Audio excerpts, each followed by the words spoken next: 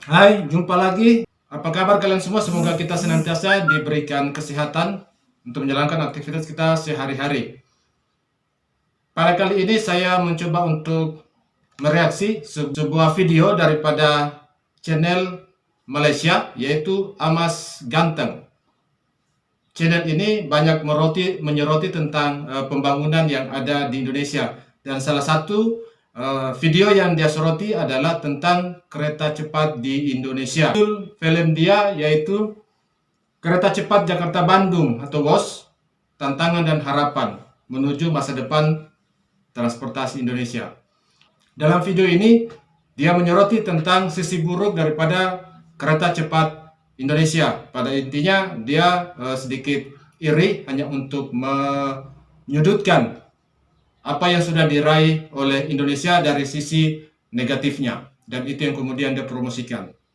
Bagaimana video dia tentang sisi negatif yang dia tonjolkan daripada proyek kereta cepat Indonesia ini? Mari kita lihat videonya. Ternyata rugi besar. Tahu kan Wush, kereta cepat kebanggaan RI? Taulah ya. PT Wika bilang, salah satu penyebab kerugian yang ditanggung perusahaan pada tahun 2023 ditimbulkan karena proyek kereta cepat Jakarta-Bandung. Wush! FYI, Wika nyatet kerugian 7,1 triliun rupiah di tahun 2023. Kerugian bersih Wika membengkak 11,860% dari kerugian sebelumnya 59,59 miliar rupiah di tahun 2022. Ternyata Ya, dari video ini dia tunjukkan bahwa Wika itu rugi karena daripada proyek kereta cepat. Ya, inilah konsekuensi dari sebuah teknologi yang coba kita terapkan di negara kita. Namun efek bergandanya itu lebih besar dibandingkan dengan kerugian yang diterima dari perusahaan Wika yang merupakan perusahaan BUMN. Tapi video yang ditampilkan pada channel ini itu adalah video lama pada saat proses pembangunan daripada kereta cepat, dan sekarang kereta cepat sudah berjalan dan berbagai laporan penumpang kereta cepat setiap tahun ini terus bertambah dan mencapai rekor 4 juta penumpang di beberapa hari yang lalu. Ini sebuah pencapaian dari perusahaan KCIC, Kereta Cepat Indonesia Cina. Dan Malaysia sendiri sebenarnya punya proyek kereta cepat, yaitu pada masa pemerintahan Najib Razak, kemudian di pemerintahan Mahathir Mohamad, proyek kereta cepat ini diputuskan atau dihentikan disebabkan karena Mahathir Mohamad melihat utang Malaysia itu sudah sangat tinggi, mencapai 68% daripada GDP. Ini kemudian Malaysia menganggap bahwa ekonomi Malaysia lagi tidak sehat-sehat saja, sehingga kemudian beban utang daripada proyek kereta cepat Kuala Lumpur ke Singapura ini kemudian Mahathir Mohamad memutuskan untuk menghentikan proyek kereta cepat. Intinya, ya Malaysia tidak mampu untuk membuat proyek kereta cepat yang memerlukan anggaran yang sangat besar karena takut membebani anggaran belanja daripada kerajaan Malaysia sendiri.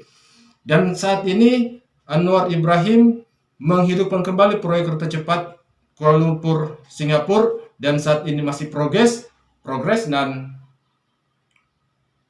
kita berharap mudah-mudahan Malaysia juga punya proyek kereta cepat seperti Indonesia ya, karena beberapa negara di Asia Tenggara juga sudah memiliki proyek kereta cepat yang sementara berlangsung, termasuk di Laos, di Thailand. Jadi mungkin Malaysia jangan tertinggal, jangan takut rugi ya untuk membangun sebuah teknologi, karena teknologi ini kalau kita tidak aplikasikan ketinggal daripada negara-negara lain, termasuk Malaysia ya. Jadi untuk melihat perbandingan antara kereta cepat Indonesia dan kereta cepat Malaysia yang sementara dirancang, mari kita saksikan videonya. Hello Technolovers, kemajuan teknologi memang tidak pernah lepas dari klaim atas negara maju. Belum afdol rasanya kalau keduanya tidak berjalan beriringan agar dianggap sebagai negara melek teknologi. Nah, Ya, Malaysia jangan takut sama kereta cepat ya. Harus jadi motivasi untuk bisa seperti Indonesia juga. teknologi canggih yang lagi banyak dibahas di Indonesia adalah kereta cepat Jakarta-Bandung nih. Kalian tahu kan, kalau Indonesia untuk sementara tetap melanjutkan proyek kereta cepat Jakarta-Bandung. Sementara, keputusan itu berbeda dengan keputusan Malaysia ketika memutuskan untuk mengakhiri proyek kereta cepatnya dengan Singapura. Nah, berikut akan kita bahas perbandingan kereta cepat Indonesia versus Malaysia. Tapi sebelum lanjut, jangan lupa untuk klik tombol subscribe ya, biar kalian tidak ketinggalan video menarik lainnya dari teknologi populer.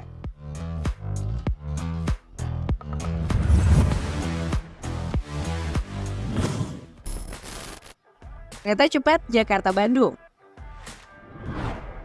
Kereta cepat Jakarta-Bandung kabarnya menggunakan CR400AF generasi terbaru.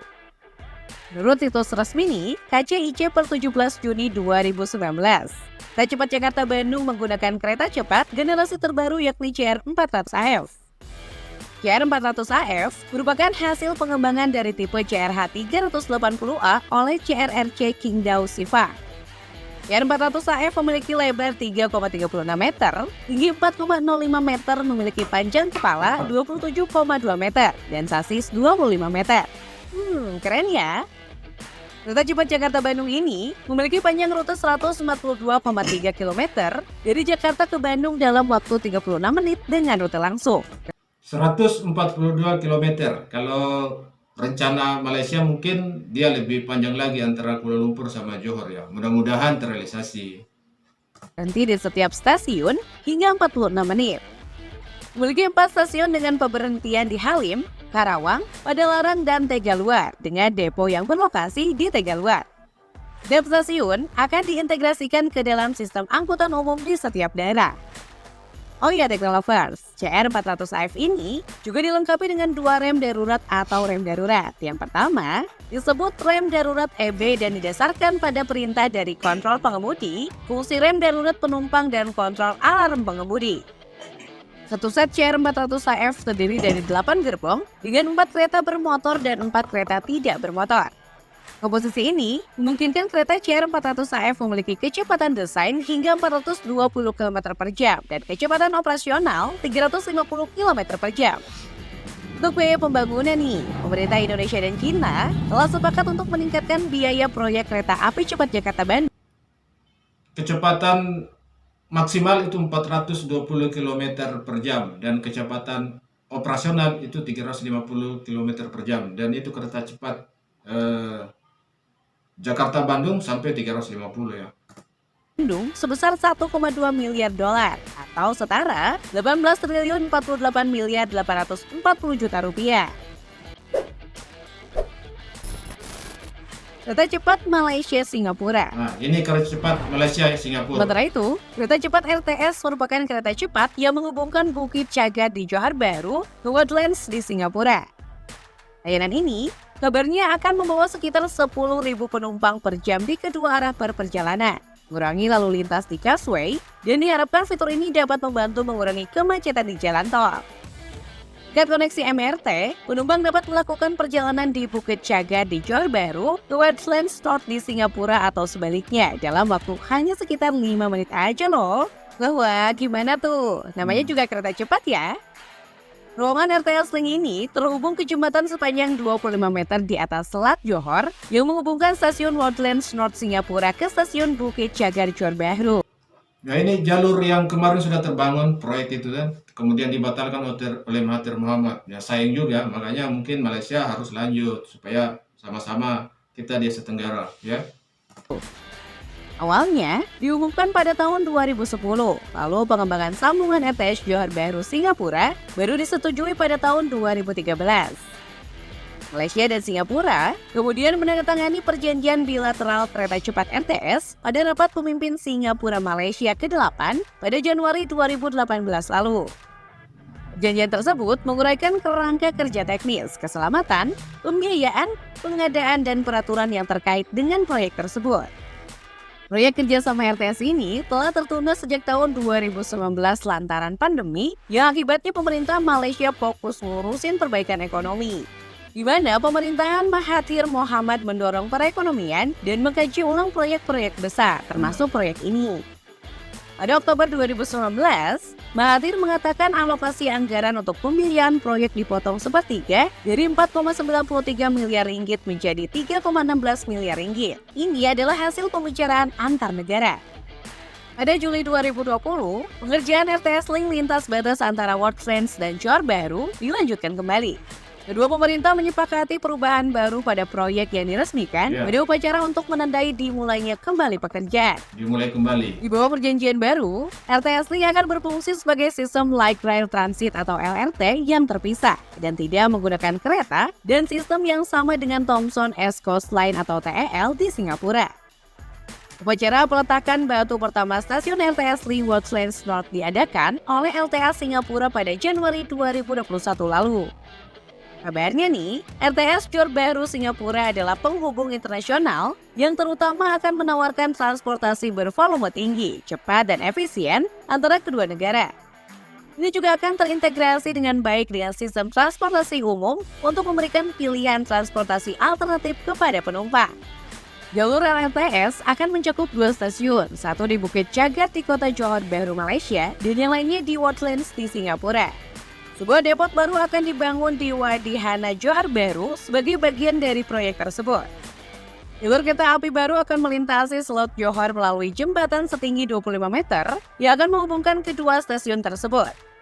Bangun pada kedalaman maksimum 28 meter. Stasiun bawah tanah Wharflands North akan menjadi bangunan 3 lantai. Stasiun ini akan terhubung ke fasilitas CIQ melalui jalan penghubung bawah tanah dan menampilkan 2 lantai bawah tanah. Proyek LTS Link akan menelan biaya sekitar 3,7 miliar ringgit Malaysia atau 12,7 triliun rupiah. Setelah pindah ke Johor Bahru di Mandai, Singapura, dilaporkan ada tambahan biaya sekitar 500 juta ringgit Malaysia atau 1,7 triliun rupiah dibandingkan perkiraan sebelumnya. Bangunan jaringan transportasi kereta listrik LTS Link antara Malaysia dan Singapura ini kirakan akan mulai beroperasi pada akhir tahun 2026. Lama ya?